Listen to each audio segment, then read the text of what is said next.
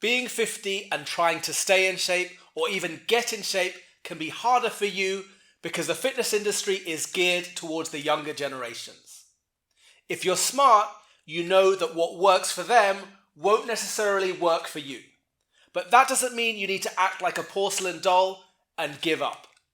In this video, let me clear away the bull that expects you to feel like you're ready for the scrap heap and give you the most important information you're going to hear about your health this year.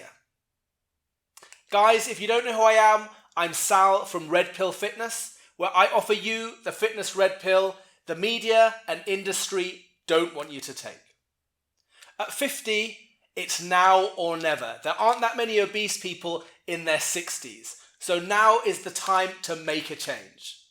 The prescription you normally get from the doctor is cardio, lift nothing heavy, and do some stretches. But this is doing a real disservice to you. Here's the first red pill. Doctors don't know shit when it comes to fitness. What they do know is how to treat people that have done nothing about theirs. Let me open your eyes. If there's only one thing that you take away from today, it's that strength is your pension. The stronger you are, the less aches and pains you'll have, and the quicker you're going to recover from injuries and illnesses.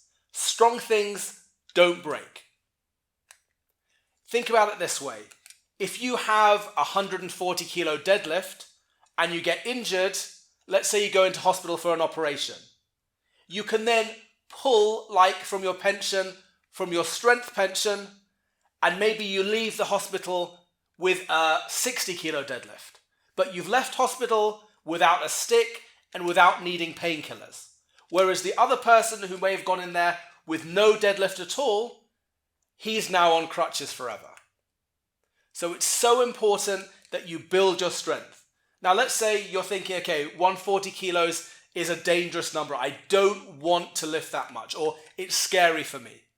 With strength training, you just start gradually. You might start at 60 kilos. The next week do 62 kilos and go up in 2 kilos. You might take until you get to 60 to get to 140. But at least every time you go to the gym, you get a little stronger and you're investing in your future. The second thing is when it comes to cardio. Now, I have a bit of a love-hate relationship with cardio, but what I would say is the older you get, concentrate on speed and not distance. So anything over 5K, I wouldn't recommend because your joints in your 50s and beyond hate repetition and they hate volume. Think about it this way. If you're running, every step you take, it's 5 times your weight through your knees. And your joints only have a certain lifespan. So if you're running and running and running, you're just wearing and wearing those knees away to the point where you might have to have an operation or even a replacement.